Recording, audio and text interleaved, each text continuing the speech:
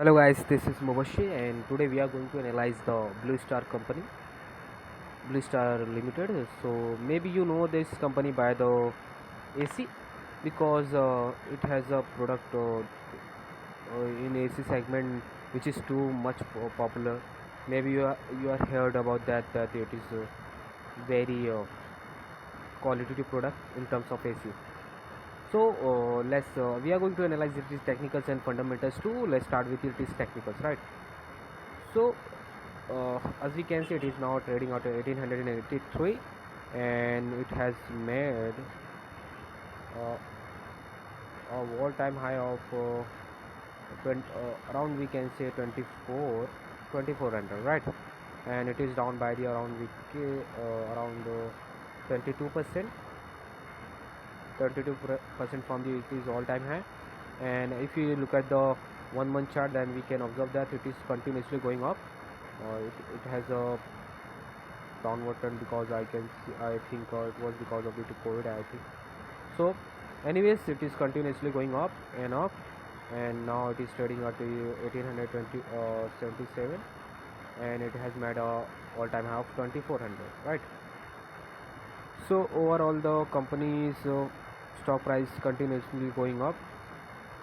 That's a good sign for us to continue with the analysis. And the first of all, let me introduce why should we watch this stock. That as we know that the India's per capita income is increasing day by day, not day by day we can say. We have to, it is year on year. Let me show you. As we can see in 2020, the India's per capita income was only $443, and now in 2020 it was around 1900, and currently I think it is 2800, which shows that the income per capita income is been increasing over the years, and because of which the discretionary items like AC, fridge, and all this kind of things has taken a trend that everyone wants to buy. And as we know that it is not a not AC is not a discretionary item anymore, because it is becoming essential in India, because there is too much heat in India, and everyone wants some comfort in their home, so they buy the AC. So the AC trend has been increasing year on year basis, so uh, especially in tier 2 and tier 3 cities. So let's go with the fundamentals. Blue Star Limited, it has a market cap of 38,000 crores, and that shows that it is a mid cap company. So Blue Star manufactures air purifiers, coolers, as I said, water purifiers, cold storage, and specialty products. The company offers stunning solution in MEP, mechanical, electrical, plumbing, and is the largest after-sales service provider for air conditioning and commercial refrigerator products in the country. Okay. Key point: business segment is mechanical projects, commercial air conditioning, unitary products, professional electronics, and industrial system. Okay. So geographical split is India is 94%. That's the major part, and only 6% exporter. Revenue split: EMP and commercial ACs, as I told you. Uni- Unitary products also, and PE and IS 4%. So let's analyze it is ratios. Stock P is 72.23 and the industry P is 56. That shows the company is quite overvalued. Current let's we will see why it is overvalued. Okay. Return on capital employed is 26 and return on equity is 20. That shows the company quite have little bit debt, not that much. As we can see, it is 0.12. Promoter holding is 36.5%. There is a change in promoter holding of 2.29% within 3 years. That's quite concerning. We will see that too. Interest coverage ratio is quite good because they have very less interest obligation. And EPS growth for the 5 years, as I told that there is an increase in demand for the ACs. That's why they have a good EPS growth for the 3 years, and for the 10 years also. No, that is 3 years. No, it is 5 years, and for the 10 years. Quick ratio is quite low.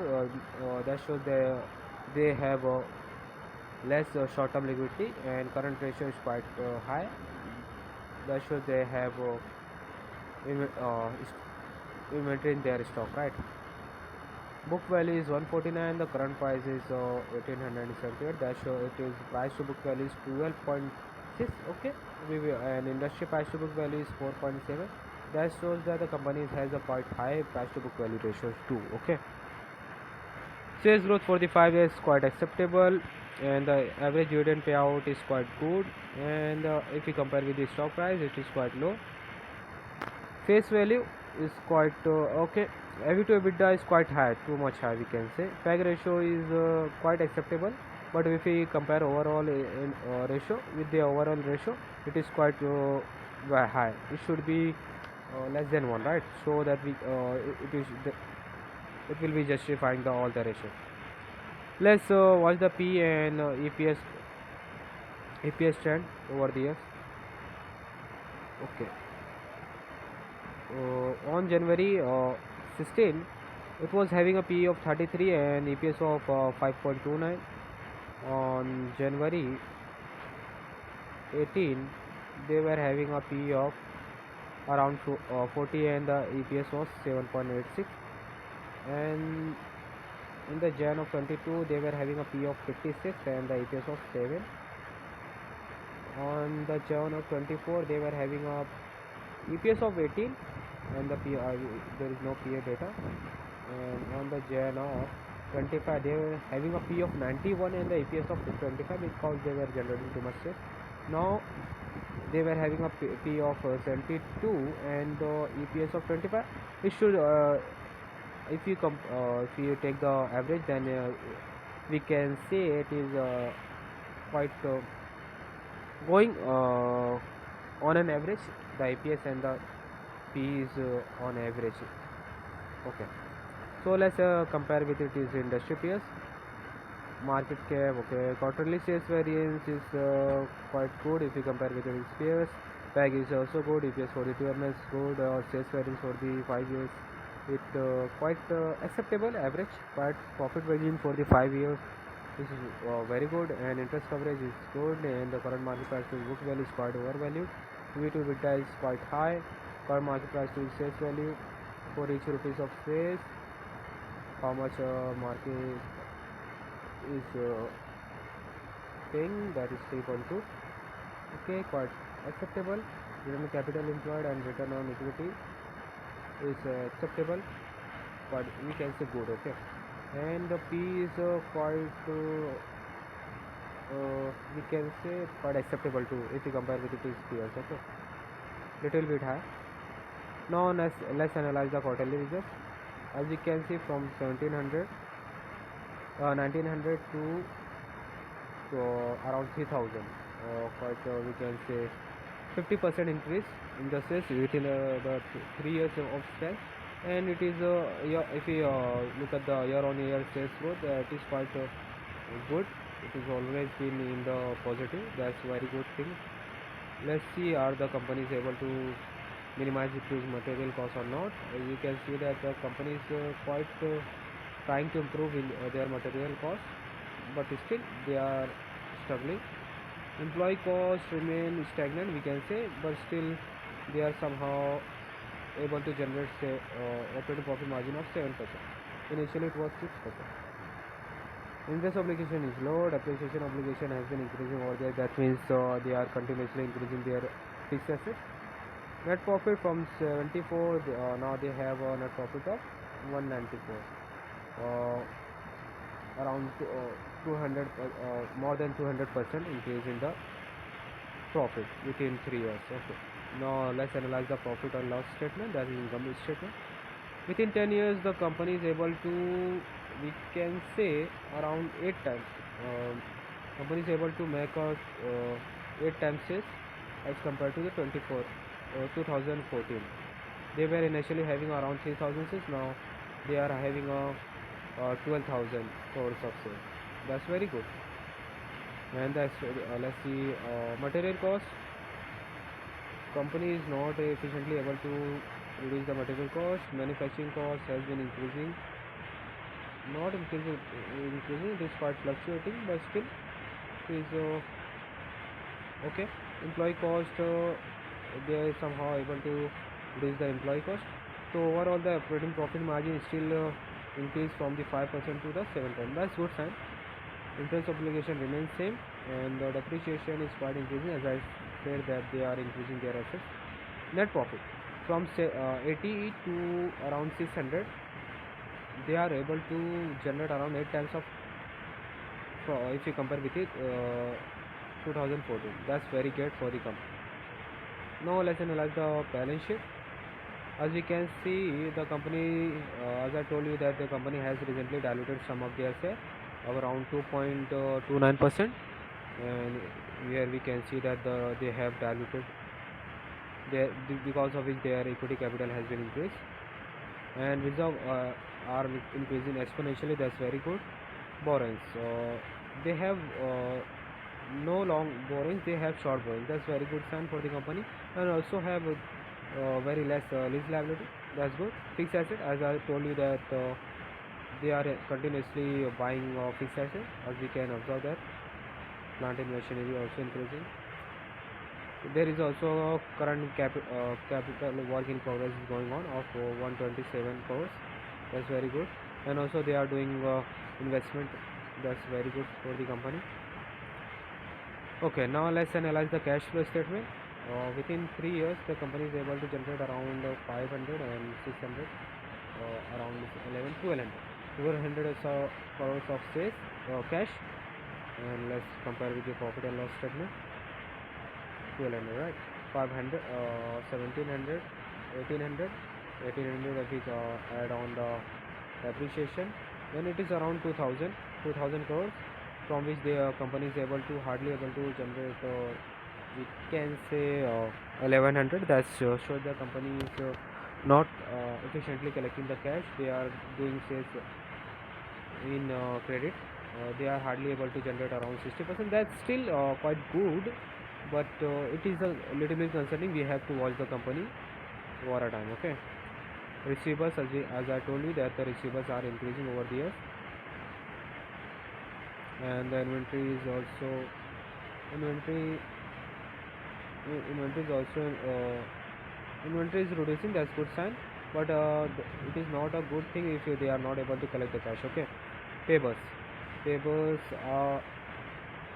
are increasing too. That's also a concerning thing.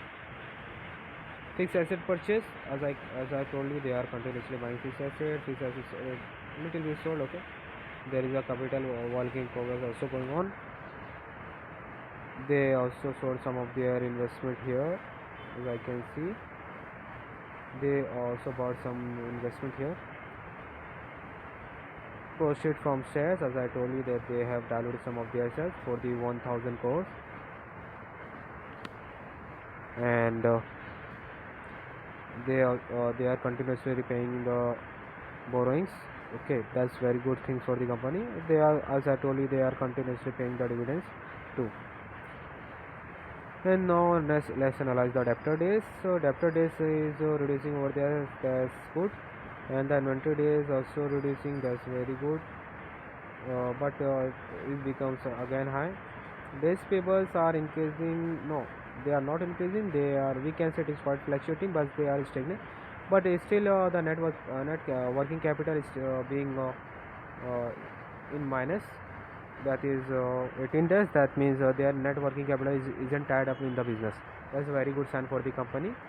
So basically, net working capital is equal to current assets minus current liabilities divided by the sales into 365. Now let's analyze the shareholding pattern. Promoters, as I told you that the promoters recently has reduced their stake in the company, and the FIIs are continuously increasing their stake in the company from 11 to 17, 18, and recently they have sold some of their stake, and DIIs also remain same. Their holding remains same. Now there is no that much fluctuation, but public are reducing their stake in the company, not that much, but still they have reduced. Let's see if there is any recent resignation happening in the company. Announcement under the regulation change the management, please find out. So there is one change in management happened, and there is no more only one happening. That's not that much a big concern. Uh, it has got A1 plus credit rating from the CRISIL. That's good. So overall the company is doing very great, but still they are not able to collect the cash efficiently, so we have to watch it carefully. And they have uh, their their receivables are increasing over the years. That's also concerning. Their payables also increasing. That's also concerning. We have to watch this stock closely. But if you want my suggestion, I think it is a good time to buy this stock, and I think it will be more better to do a rupee cost averaging. I mean, buying whenever the stock goes below, like here, one stock buy here and like that. Okay. So thanks for watching. Have a nice day.